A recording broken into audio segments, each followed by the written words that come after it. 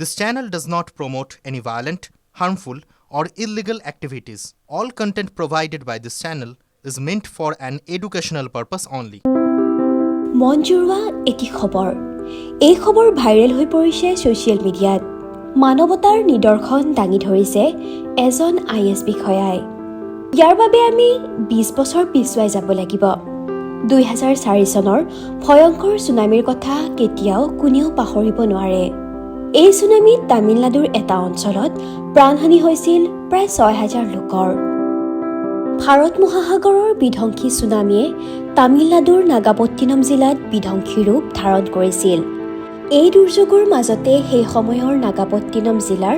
উপায়ুক্ত doctor J ৰাধাকৃষ্ণনে ধ্বংসাৱশেষৰ কাষতে কান্দি থকা এজনী কণমানি ছোৱালী উদ্ধাৰ কৰে ছোৱালীজনীৰ নাম আছিল মীনা ইয়াৰ পিছত ছোৱালীজনীক আন্নাই সত্য চৰকাৰী শিশুগৃহত ৰখা হৈছিল অৱশ্যে ডক্টৰ ৰাধাকৃষ্ণন আৰু তেওঁৰ পত্নী কৃতিকাই মীনাৰ যত্ন লৈছিল আৰু ছোৱালীজনীক কেতিয়াও অকলশৰীয়া অনুভৱ কৰিবলৈ নিদিলে মীনাই পঢ়া শুনা কৰি এগৰাকী নাৰ্ছ হৈ পৰিল এই যাত্ৰাত ডক্টৰ ৰাধাকৃষ্ণনে সদায় তেওঁৰ লগত থিয় দিছিল বদলিৰ পিছতো মীনাক পঢ়া শুনাৰ বাবে আৰু ভৱিষ্যত গঢ় দিয়াত সহায় কৰিছিল ৰাধাকৃষ্ণনে যেতিয়া মীনাৰ বিয়াৰ বয়স আহিলে তেতিয়া পিতৃৰ দৰে ডক্টৰ ৰাধাকৃষ্ণনলৈ মনত পেলালে এই কথা জানি আইএছ বিষয়াজনে নাগাপট্টিনমলৈ আহি মীনাৰ বিবাহ সম্পন্ন কৰাৰ সিদ্ধান্ত ল'লে ডক্টৰ ৰাধাকৃষ্ণনে নিজৰ ইনষ্টাগ্ৰাম পোষ্টত বিয়াৰ ফটো আৰু মীনাৰ শৈশৱৰ কিছু স্মৃতি শ্বেয়াৰ কৰে তেওঁ লিখিছে নাগাপট্টিনমত হৃদয়স্পৰ্শী পুনৰ মিলন মীনা আৰু মণিমাৰণৰ বিয়াৰ অংশ হ'বলৈ পাই আনন্দিত হৈছোঁ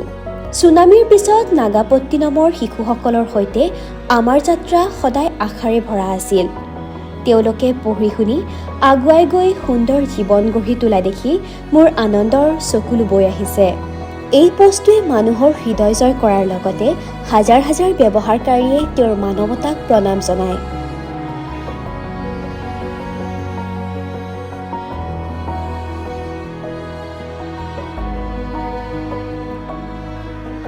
news desk report TV9 Assam